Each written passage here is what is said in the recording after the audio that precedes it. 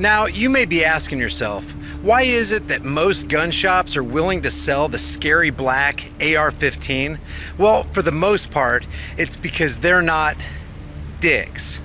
Guys, if you enjoy this video, subscribe to the channel, hit the bell notification icon, give it a like, and share it with everybody you know. And don't be dicks. Kanye West finally tweeted something important this week, but nobody cares. At least compared to the media-feeding frenzy that ensued when the notorious rapper expressed support for President Donald Trump. Concluding a string of tweets about people's addictions to their phones, West shared a link to an in-depth documentary about the history of consumerism and how it became the fabric of American society. The Century of Self is a 4-hour BBC documentary from 2002 that explores the role of Sigmund Freud's nephew, Edward Bernays. Bernays is often considered the father of modern public relations and propaganda, and he's seen as responsible for molding the collective mindset. The documentary also explores Bernays' role as a propagandist for Woodrow Wilson during World War I, helping drum up support among the war-weary public via the Committee on Public Information.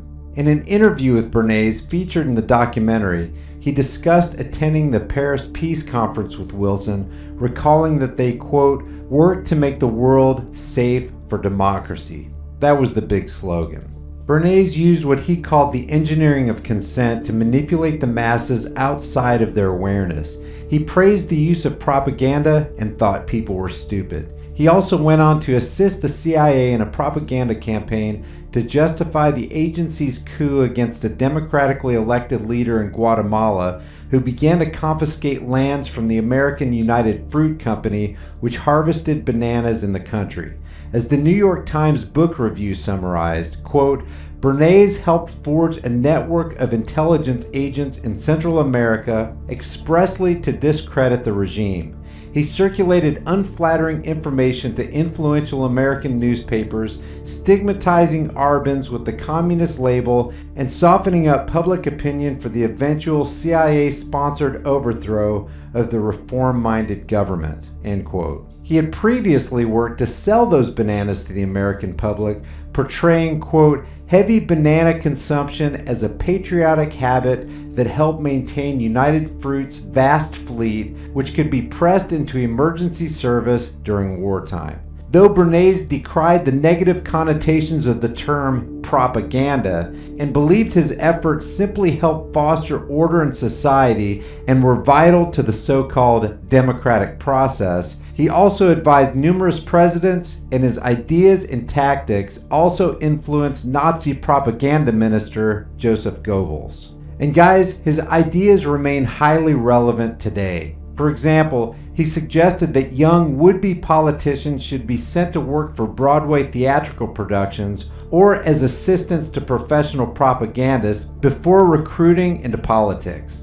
In the age of Donald Trump and even Barack Obama, a highly charismatic figure who built a powerful celebrity image and now has a content deal with Netflix, Bernays' insights proved correct. And despite the immense influence of his work, he remains relatively unknown to the masses. As a result, it's not surprising that Kanye's tweets about him drew significantly less attention than his praise for Donald Trump. Whereas the rapper's widely covered Trump tweets drew 336,000 likes, 84,000 retweets, and 28,000 comments, his tweet about Bernays' cigarette campaign has received just 15,000 likes, 2,400 retweets, and under 1,000 comments. His tweet linking to the Century of Self received even less traction. There's been little to no mainstream media coverage of Kanye's Bernays tweets, despite the media's obsessive focus on his comments just earlier this month.